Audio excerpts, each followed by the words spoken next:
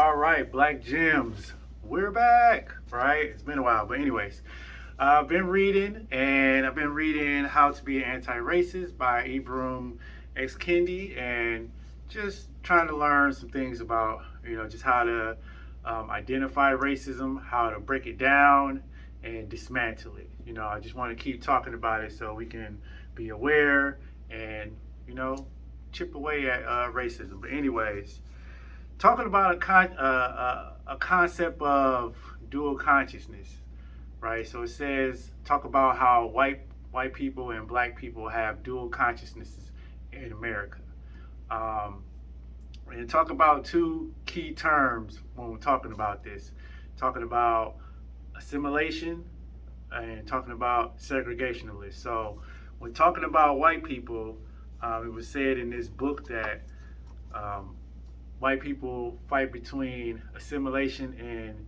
segregationalists. So I'm gonna just read it off because it's a bit technical. So I apologize. But in the book it says since assimilationists posing cultural and behavioral hierarchies, assimilationist policies and programs are geared towards developing, civilizing, and integrating a racial group. Um, so when you think about that, think of a hierarchy. I think of a lot of white people are the heads of companies. They own the majority of the land, the majority of the wealth, and you see them coming into trying to develop, doing like real estate seminars, and they're coming in trying to uh, workforce job and all that type of stuff, developments.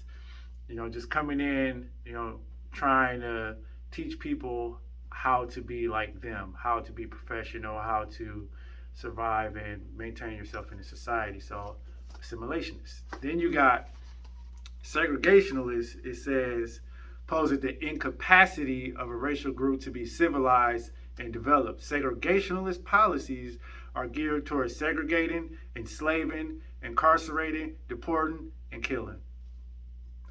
Now, come on now. So that's the dual consciousness between white people that they face. But I'm not going to talk about white people. Y'all get it. Y'all know it. I don't need to bring no examples. Y'all see this. Black folks is in jail right now. And it ain't other black people putting them there.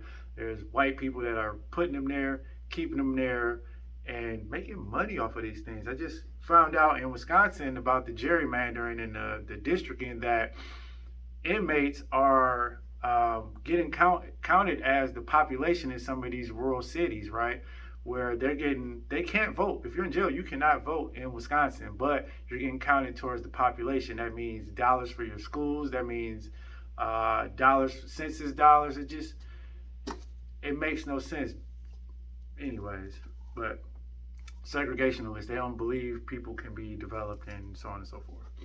But I'm not going to talk about white people. What I am going to talk about is black people. So black people have a dual consciousness that they fight for in America too. It's that fight for your black pride, your to be authentically black, and to assimilate into American culture. And if you read,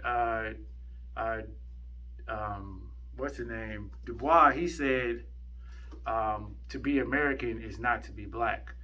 This country wasn't built for black folks. It was built for white folks, and it's ran by white folks. It's not built for us, and that's why we struggle trying to, make our way in this country. But that's another whole story. But we fight for our 100% black authentic self and assimilating into white policy. So when I think about that, because everybody do it, right? You'd be lying if you said you didn't do it. I thought about times we used to go out to the club in like Milwaukee. We'll go out and they'll have like a dress code policy. First of all, dress codes are dang near racist. Trying to make a select few abide by these rules, and clearly white people don't have to follow these rules as strictly as blacks do. But I remember we used to go out. It used to be like 10 of us, right? We'll go out. Black people, that's what we do. We go out deep. We all in there. The whole fam in there. The whole clique. We all in there. But we used to go in and get in line in like twos and threes just so we seem non-threatening.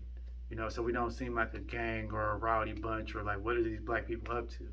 So that's assimilating into American and white culture to make them feel comfortable that we're the good blacks. So black people, if you're doing that today, just be aware that you are trying to assimilate into um, you're assimilating into American culture, white culture.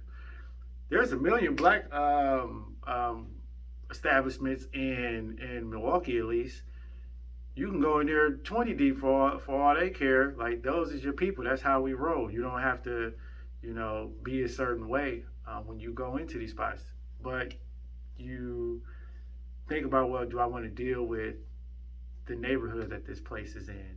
Do I want to deal with parking in my car might get broken into?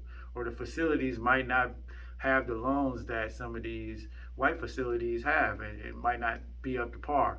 So those are dueling things where you're trying to weigh out the options of which one is better or not, and that's a real thing. I'm thinking of examples of schooling. A lot of people are sending their kids to like the Tosa Easts and the Brookfields and blah blah blah over NPS. Sending your kids to assimilate into the white cultures that's out here in these rural cities and towns to give your child a chance. There's more resources, and you want to give them the best educational opportunity, but at the risk of holding back some of your blackness, right? Leaving some of your blackness at home. You go to work sometime and leave some of your blackness at home. They teach you to wear a shirt and ties, and that's professional. Well, that's not something that black folks that we just wear on a regular. We're comfortable, in jeans and a collar shirt, So, what's considered professional? American. Well, I'm not going to go into that. That's a whole different conversation. But just think about that. Where you send your kids to school, you're dealing with taking them away from your own neighborhoods where you live to somewhere else where your culture isn't being seen. You can't even get a hair comb from the corner store where you're sending your kids. So you're suffering your culture, your blackness, to give your child a chance. So not saying nothing wrong or right, but that's the dueling that we deal with. I think of where you live. People are moving out of the hood or out of the inner city to move into these subdivisions and these places where all their neighbors are white. And you can't blame them. You want to be safe. You don't want to get your stuff robbed. You don't want you want more space. You want more house. You want, I get it. You want the resources are just a little bit better. The schools are a little bit better. I get it. But that's at the risk of your blackness, where there probably isn't going to be that many black-owned businesses out in those places. So where are you going to get a haircut? You might have to come all the way to Milwaukee just to get a haircut.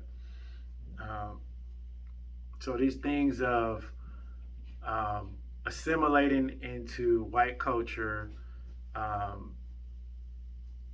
essentially trying to be white, if plainly put it, and at the sacrifice of your black pride. I know me, I just been digging more and more into these books and digging more into my history and culture. And I'm sorry, I want to go where I'm appreciated, where I'm celebrated, and I'm going. I stay on the north side of Milwaukee where black folks live. Some white people too, but I just try as much as I can to keep my 100% blackness over the years, and it's only gonna get better and better and better. So this video is so that you can identify times where you are putting your blackness to a back seat to American culture, to white culture, and you have to make that decision. Is it worth doing that or not? For me, I guess it's not for a lot of things, and I'm very outspoken a lot of times about being black and what does that mean, and I'm not finna bend my blackness or put my blackness in the closet just to make y'all feel comfortable. So dual consciousness, black gems. This is a little technical, but thanks for listening.